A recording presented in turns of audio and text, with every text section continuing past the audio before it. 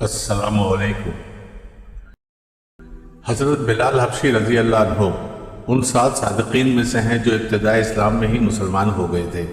حضرت بلال رضی اللہ عنہ امیہ بن خلف کے غلام تھے اور بکریاں چراتے تھے۔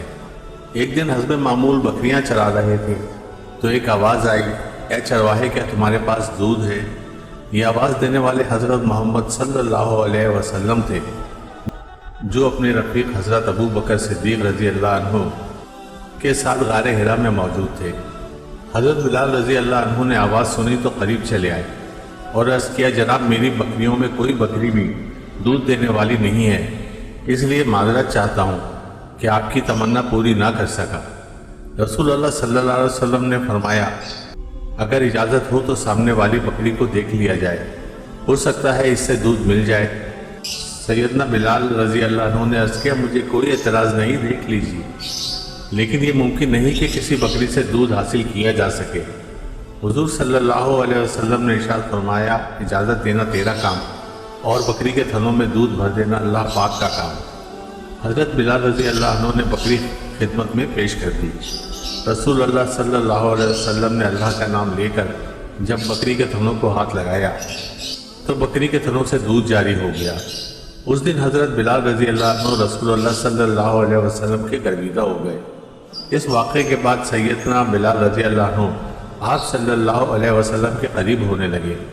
ایک دن رسول اللہ صلی اللہ علیہ وسلم نے فرمایا، بلال میں اللہ کا رسول ہوں، اللہ ایک ہے، اس کا کوئی شریک نہیں، آپ کا کیا خیال ہے؟ حضرت بلال رضی اللہ عنہ نے جو پہلے ہی آپ کے گرویدہ تھے فوراً کلمہ پڑھ لیا۔ بس اسی دن سے حضرت بلال رضی اللہ عنہ رسول اللہ کی محبت کے ایسے اسیر ہوئے کہ آخری سانس تک یہ تعلق قائم رہا۔ اسلام قبول کرنے پر آپ کو صحرا کی گرم ریت پر لٹا کر اوپر گرم پتھر رکھ دیا جاتا، آپ کا آقا آپ کو بے تحاشا مارتا اور شرک کرنے پر مجبور کرتا، مگر آپ یہی نعرہ لگاتے، احد احد، اللہ ایک ہے، اس کا کوئی شریک نہیں۔ ایک دن ابو جہل، امیہ بن خلف اور اس کے دوسرے ساتھیوں نے اس قدر مارا کہ آپ بے ہوش ہو گئے۔ آخر تھک ہار کر وہ کہنے لگے، بلال آج جو فیصلہ کرنا ہے کر لو، اسلام چھوڑ دو یا جان سے مار دیے جاؤ گے۔ سیدنا ابو بکر ادھر سے گزرے تو حضرت بلال رضی اللہ عنہ کو کفار کے ہاتھوں پٹتا دیکھ کر بےتاب ہو گئے۔ کفار سے مخاطب ہو کر فرمانے لگے، اس مسکین پر کب تک ظلم کرتے رہو گے؟ واپسی پر حضرت بلال رضی اللہ عنہ پر ہونے والے مظالم کا ذکر رحمت عالم صلی اللہ علیہ وسلم سے کیا تو رسول اللہ صلی اللہ علیہ وسلم کی آنکھیں حضرت بلال رضی اللہ عنہ کے مصائب پر اشکبار ہو گئیں۔ کچھ روز بعد رسول اللہ صلی اللہ علیہ وسلم نے دیکھا کہ حضرت بلال رضی اللہ عنہ کو سخت تکلیف دی جا رہی ہے۔ آپ نے حضرت ابو بکر سے فرمایا، کچھ روپے ہوتے تو بلال کو خرید لیا جاتا۔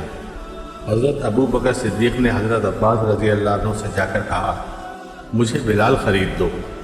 حضرت عباس رضی اللہ عنہ نے خرید لیا اور حضرت ابو بکر نے آپ کو آزاد کر دیا اور آپ رسول اللہ صلی اللہ علیہ وسلم کا سایہ بن گئے۔